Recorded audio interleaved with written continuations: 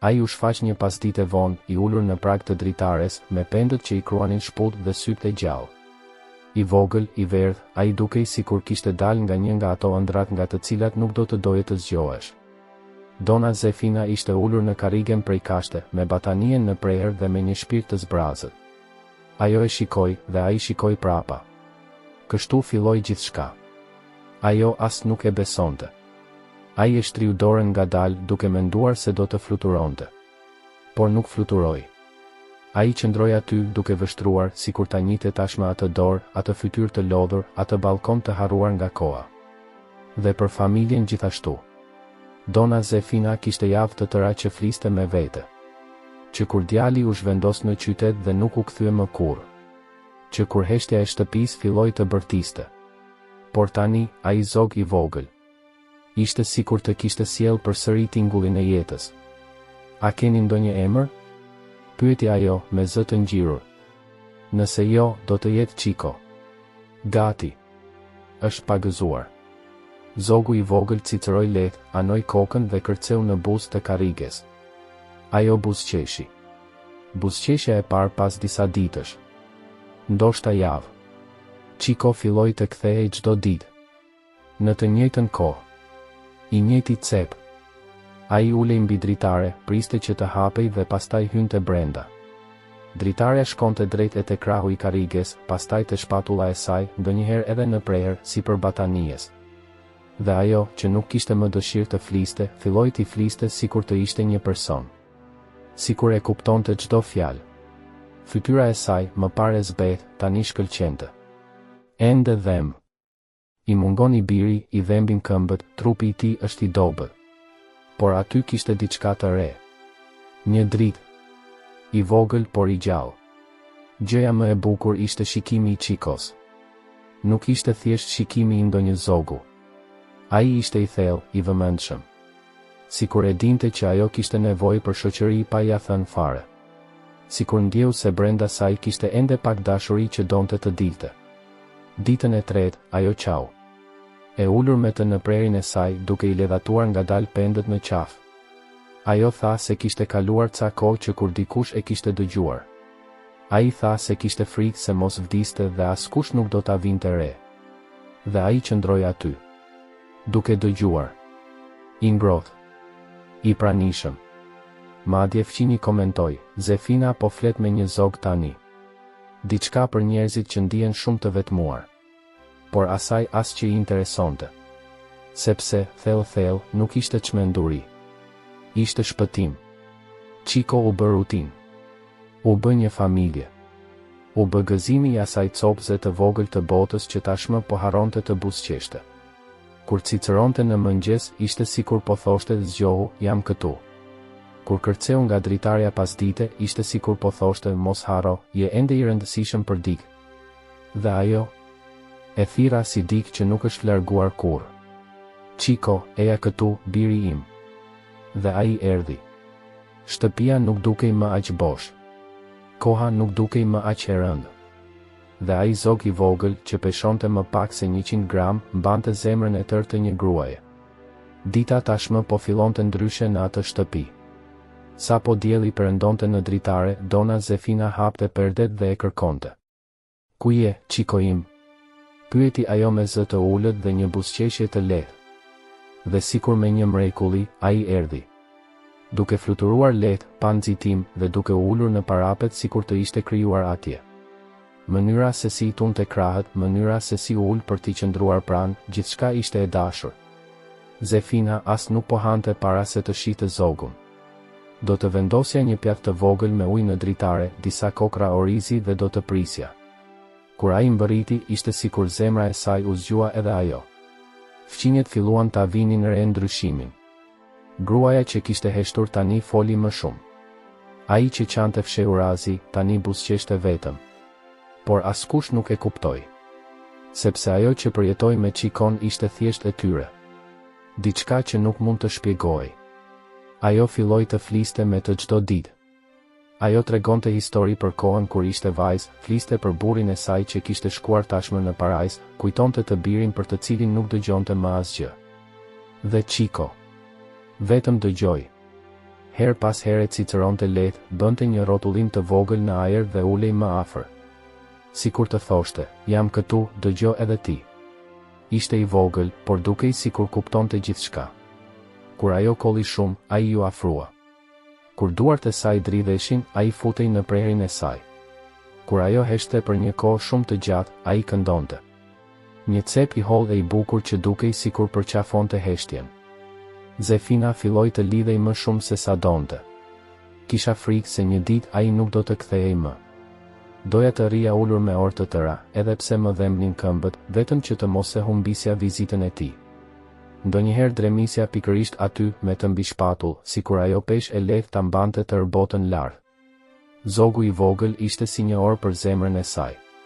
Ai mbërriti dhe koha kaloi ngadalë. Çdo gjë kishte kuptim, ngroja e kafes në sobë, zhurma e tenxheres me presion, aroma e rrobave të pastra mbi telin e rrobave. Me të atje, shtëpia mori frym përsëri. Por brenda saj, ajo e dinte se trupi i saj nuk ishte më i njëjti. Dhimbja e shpinës po përkeqësohej dhe po më merrte fryma sapo ngjitesha dy shkallë. Koka ndonjëherë harronte çfarë kishte thënë. Por emrin e tij, ajo nuk e harroi kurrë. Çikoja im. Ti e vetmja gjë që më ka mbetur, tha ai, duke shtypur ngadalë gjoksin, sikur të donte të mbahej edhe pak. Dhe ai qëndroi.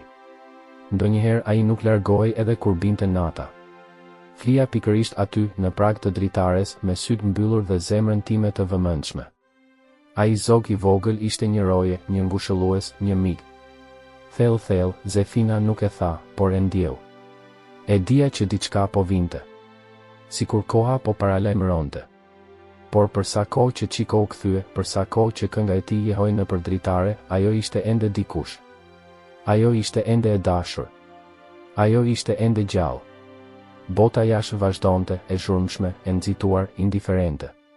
Por në atë balkon, midis një klithme dhe një pëshertime, dy shpirtra u takuan. Dhe ai takim ishte më i vërtetë se çdo fjalë që dikush mund të thoshte. Atë mëngjes, Çiko mbërriti herët. Edhe para se dielli të prek murin. Qielli ishte ende pak i errët, por ai ishte tashmë atje. Duke rrahur krahët ngadalë, pak i shqetësuar, duke shikuar brenda shtëpisë sikur të dinte se diçka kishte ndryshuar. Dona Zefina nuk ishte te dritarja. Perdja është ende e mbyllur. Pjata bosh me ujë. Tasa e vogël me oriz as nuk ishte larguar nga rafti. Zogu ciceroi një herë, dy herë, tre herë. Askush nuk u përgjigj. Brenda, plaka u përpoq të ngrihej, por trupi i saj nuk i bindej më. Këmba e tij e majt nuk ishte e qëndrueshme, dora i dridhej aq shumë sa ku para në dy sheme që në fillim. Dhe gjoksi. Dhe një dhimbje e shurdhër që vinte e ikte. Ajo u zvarit drejt karriges pranë dritares dhe u ul, duke marrë frym me vështirësi, me fytyrën e zbehtë si gjithmonë. Ishte atje që ai pa Çikon. Në parapet. Ai nuk këndoi, nuk kërceu, vetëm shikoi. Firmë. E trishtueshme. Oh, biri im. Nuk mund të zgjohem sot, përshpëriti ajo, me zë të ngjirur, pothuajse të mbytur. Zogu i vogël uli kokën, sikur ta kishte kuptuar. U përpoq të buzëqeshte, por nuk kishte më forcë. Ajo qëndroi aty, me sytë e ngulur tek ai, sikur kjo të ishte ajo që e mbante të merrte frym. Sepse ishte. Prania e tij, edhe në heshtje, ishte i vetmi ilaç që kishte ende efekt. Në ditët në vijim, rutina ndryshoi. Zefina nuk mund të përgatiste më asgjë. Mezi hëngra, fjeta pothuajse gjithë ditën. E megjithatë, Çiko u kthye. Çdo ditë, në të njëjtën kohë, do të zbarkoja atje. Unë po prisja. Dhe kur ajo shfaqej, edhe nëse lehtë, edhe nëse vetëm duke e përshëndetur me dorë, ai ciceronte lehtë, sikur të thoshte, jam këtu. Kishte një ditë që ajo nuk u shfaq. Dhe ai priti deri në muzg. Dritat në shtëpi janë ndezur, por dritarja është e mbyllur. Bota jashtë po lëvizte, por ai qëndronte në vend. Ai u largua vetëm kur yjet pushtuan qiellin. Të nesërmen, ajo u rishfaq. Me një shall në kokë, të mbuluar deri në qafë, e ulur në karrocën me rrota që gjeti një fëqin. E megjithatë, ai buzëqeshi. Jam i vendosur, e sheh? Vetëm pak më ngadalë. Por shikimi i saj nuk e fshite më. Ajo e dinte. Edhe ai. Koha po mbaronte. Ishte sikur çdo vizit ishte një lamtumir e coptuar. Chico filloi të këndonte më ngadalë, duke qëndruar më gjatë. Ai nuk u largua as kur dikush u shfaq aty pranë. Ndonjëherë ai zbriste nga dritarja dhe mbështillej rreth këmbëve të saj. Herë të tjera ai thjesht ulej i qetë në prerin tim me syt mbyllur. Njerëzit filluan ta vinin re. Një grua në kish tha se nuk kishte parë kur diçka të tillë. Se ishte një mrekulli. Ai zog i vogël ndjeu shpirtin e Dona Zefinas. Dhe ishte e vërtetë. Sepse më shumë se sa një vizit, ai ishte një prani. Prani e gjallë. Dashuri e një lloji tjetër. Gruaja e moshuar filloi të shkruante letra. Jo për familjen, e cila nuk ishte shfaqur për vite me radhë, por për vetë Chicon. Ai foli për ditën kur u shfaq, për gëzimet që ndjeu përsëri, për vetmin që largoi. Shkrova sikur të ishte për dikë që mund ta lexonte. Por ndoshta ai do ta kuptonte gjithsesi. Në ditët e fundit, trupi i saj mezi lëvizte. Vetëm syt e ndiqnin. Vetëm goja përshpëriti butë, Chico, miku im. Mos më haro. Dhe ai nuk harroi kurrë. Edhe kur gjithçka ishte e heshtur brenda në shtëpi, ai vazhdoi të vepronte. Dhe nga jashtë, ai këndoi vetëm që ajo ta dëgjonte. Një këngë ndryshe. Më shumë kohë që kërkon. Më shumë kuptim. Ishte sikur po përpiqej të shpëtonte. Atë mëngjes, këndimi i Chicos ishte ndryshe. Më gjatë. Më i lartë. Sikur po i thërriste dikujt që nuk përgjigjej më. Dielli nuk kishte lindur ende plotësisht dhe ai ishte tashmë atje, duke tundur krahët mbi grilën e dritares. Dona Zefina nuk ishte shfaqur për 2 ditë. As një val, as një çarje në perde. Vetëm heshtje. Një heshtje e rëndë, e mjaftueshme për të shtrënguar gjoksin. Fqini që kujdesej për të kishte hyrë në shtëpi natën e kaluar. Ai mori pak supë, një batanie.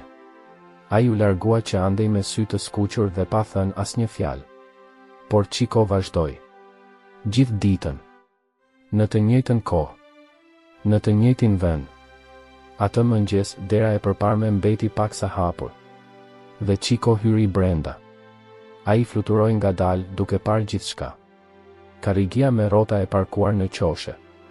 Shamia e hedhur mbi divan. Portreti i saj në raftin e librave.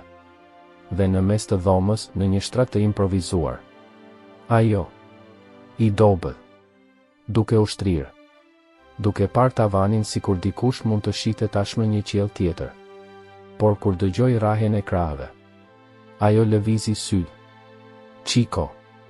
Doli pothuajse pa zë. Por doli. Zogu i vogël u ul në buzë të shtраtit, pastaj ngadalë u afrua drejt dorës së saj.